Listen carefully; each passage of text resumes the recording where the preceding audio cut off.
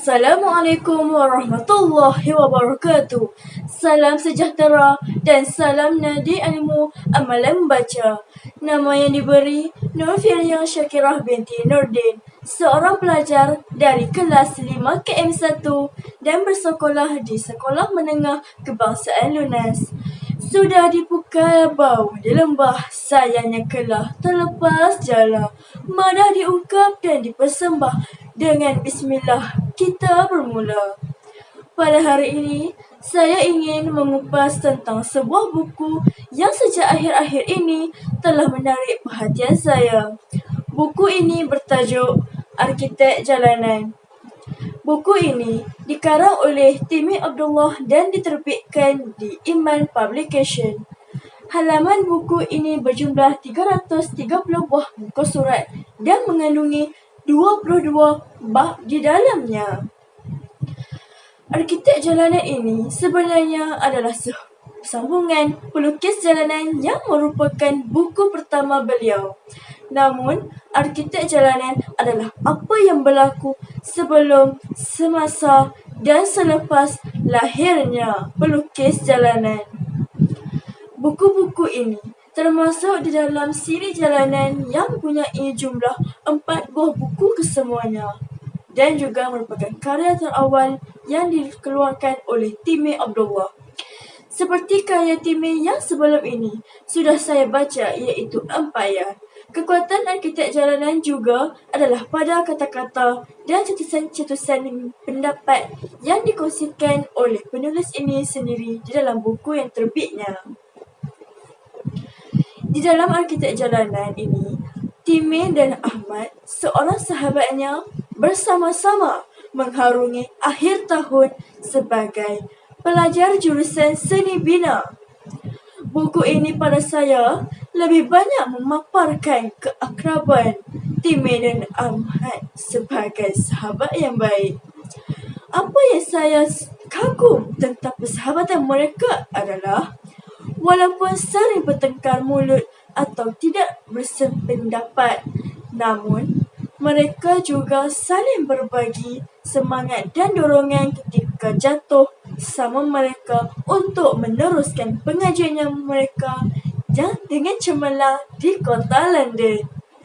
Tidak semua orang mendapat kawan yang saling mengingati tentang hal-hal yang baik dan ada bersama ketika waktu susah. Di zaman ini lagi-lagilah tidak banyak betul-betul jujur dalam sebuah persahabatan itu. Ramai yang bertalam dua muka sahaja. Bergaul serta bersama dengan orang yang baik dan soleh umpama beradab dengan penjual minyak wangi. Walaupun kita tidak membelinya, bau wangi tetap melekat pada tubuh kita.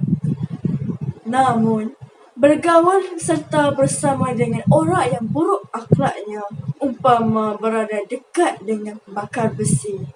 Walaupun kita tidak membakar besi itu, bahan panasnya tetaplah kita rasai.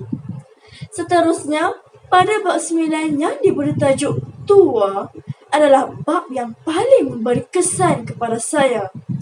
Bab ini menceritakan tentang kisah Timi yang terjentik hatinya dengan tindakan seorang tua ketika berada di masjid untuk menunaikan solat subuh. Hal ini kerana orang tua itu menjermakan kesemua duitnya ke dalam tabung masjid tanpa mengira baki yang mungkin ada dalamnya. Timi merasa terkesan kerana dia hanya mendermakan sedikit sahaja duitnya pada mulanya ke dalam tabung masjid. Hal ini memberikan penekanan tentang keikhlasan dalam bersedekah.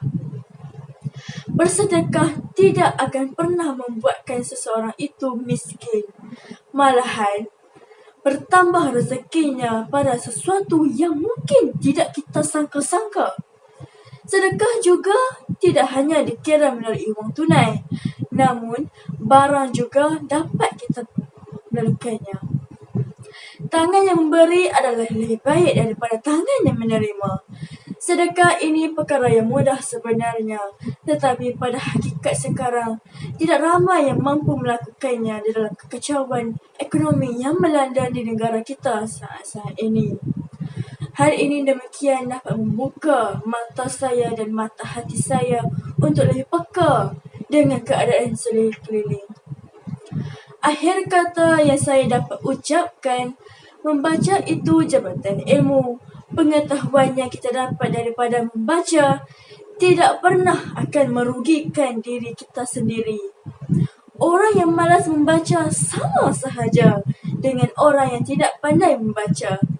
Saya berharap semua orang dapat menyedari kepentingan membaca dalam diri untuk membina jati diri dan menambah kemajuan dalam sesebuah negara. Jika rakyatnya rajin membaca, mekar sejambak bunga gubahan, jatuh sekuntum di atas peti. Membaca itu suruhan Tuhan, Al-A'la diturun menjadi bukti. Lebat kemiri tumbuh tepi kali, seri pagi tumbuh pula melata. Sedikit sahaja mampu saya berkongsi. Doakan tercapai kejayaan yang dicipta. Sekian daripada saya. Wabillahi taufiq wal hidayah. Wassalamualaikum warahmatullahi wabarakatuh.